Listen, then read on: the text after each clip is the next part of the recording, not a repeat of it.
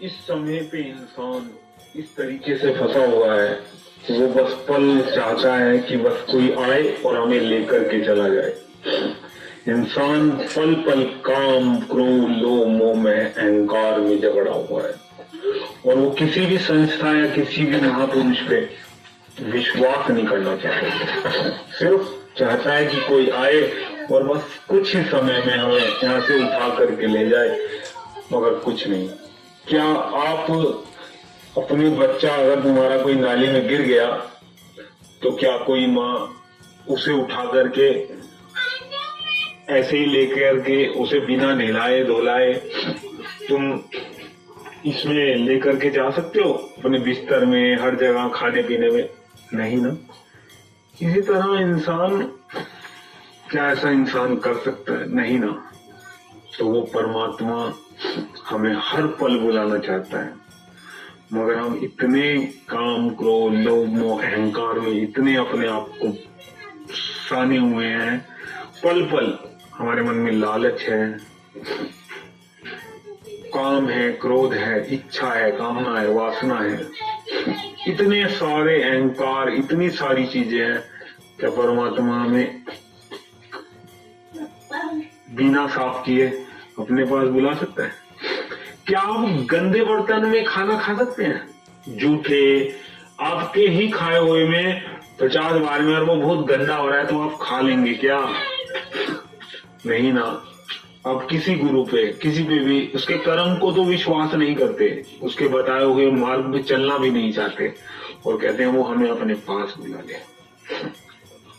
2-4 साल 10 साल कर करके तो देखो किसी गुरु पे, कोई भी गुरु अगर है तो कुछ, अगर आपकी काम, क्रोध, लोभ में, अहंकार में अगर कुछ घटोतरी होती है तो समझ लो वो गुरु का पंथ सच्चा है, वो कर्म तुम्हें कराएगा, तुम्हें धीरे धीरे अहंकार, मुक्त, इन चीजों से मुक्ति दिलाएगा।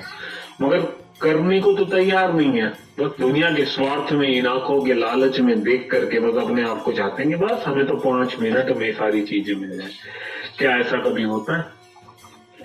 जब तक माँ अपने बच्चों को नहला धुला करके साफ नहीं करती तो वो अपने बिस्तर पे भी नहीं लाती, जब तक उसे नहलाती रहती है और साबुन से या किसी चीज से साफ करती रहती है। परमात्मा कैसे कर लेगा? परमात्मा का अंश यहाँ पे जो आत्मा परमात्मा का अंश है, उसको लेने के लिए, उसको साफ करने के लिए गुरु रूप में परमात्मा स्वयं आता है। मगर क्या वो आपको दिखा सकता है कि बेटा मैं तुम्हारा पिता हूं और मैं तुम्हें लेने आया हूं, मगर मजबूरी ये है कि तुमको साफ भी करना है, और उनसे नहीं, खुद से नहीं, तुम्हारे हाथों से ही साफ कराना है। क्योंकि जो गंदगी तुमने खुद इकट्ठी करी है वो तुम्हारे से ही उतरेगी, तुम्हारा खाया तुम्हारे ही पेट में जाएगा। वो हर हमेशा अपने शख्स, अपने बंदे, अपने बच्चों को भेजता है, अपने परमात्मा स्वयं। और जो बच्चे हमारे आते हैं ना, वो भी हमारे पूर्वज हैं, बड़े हैं। जो भी मालिक के बच्चे आते हैं वो भी बड़े हैं। तो वो कैसे दे जाए? हर इंसान अहंकार में इस तरह से डूबा हुआ है, उन्हें अपने आप से बड़ा किसी को मानते ही नहीं है। अरे गलती 1 ने, 2 ने, 3 ने करी है, उसके चक्कर में क्या सारे गुरु खराब हो गए? आजमा करके तो देखो, उस मालिक के बच्चों को आजमा करके तो देखो, तुम उनके साथ जुड़ोगे ना, धीरे धीरे समझ आएगी। गलती करने वाला सिर्फ इंसान है। परमात्मा का बच्चा जो परमात्मा खुद रूप में लेकर के आता है, वो कभी किसी के लिए गलत नहीं सोचता। वहां आपके साथ बच्चे तो भेदभाव हो सकते हैं, क्योंकि बच्चे अहंकार, मोह, लोभ में फंसे होंगे, मगर वो परमात्मा जो खुद मालिक है, वो कभी तुम्हारे साथ भेदभाव नहीं कर सकता। और उसे जानने के लिए ऐसे आप जान भी नहीं सकते, उसके कर्म को पूरा करना होगा, जो वो बताएंगे वो कर्म पूरा करना होगा। वो तुम्हारे को कोई दंड नहीं दे रहे, तुम्हारे ही कर्मों का दंड है, बस वो साफ करने के लिए तुम्हें रास्ता बता रहे हैं। कोई नहीं करना चाहता और सिर्फ कह देते हैं कि कोई ले जाए। ऐसे हो सकता है क्या? आप सभी बताइए कि ऐसा हो सकता है? कोई झुकने को तैयार नहीं है किसी भी मामले में।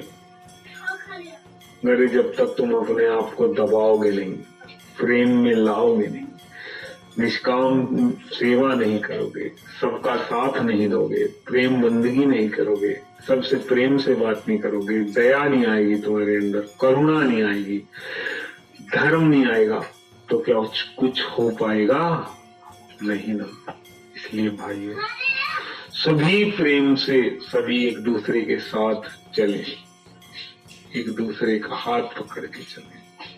सब अपने हैं, जिसे हम पराया माने बैठे हैं वो भी हमारे अपने हैं। किसी ना किसी जन्म में हर कोई हमारा, कभी कोई भाई था, कभी चाचा था, कभी भतीजा था, कभी अंकल था, कभी आंटी थी, कभी कुछ था, कभी कुछ था। कहीं ना कहीं कोई ना कोई रिश्ता जरूर है सभी से। इसीलिए किसी का कहना मानो तो पहले प्रेम करना सीखो, सभी से दया बच।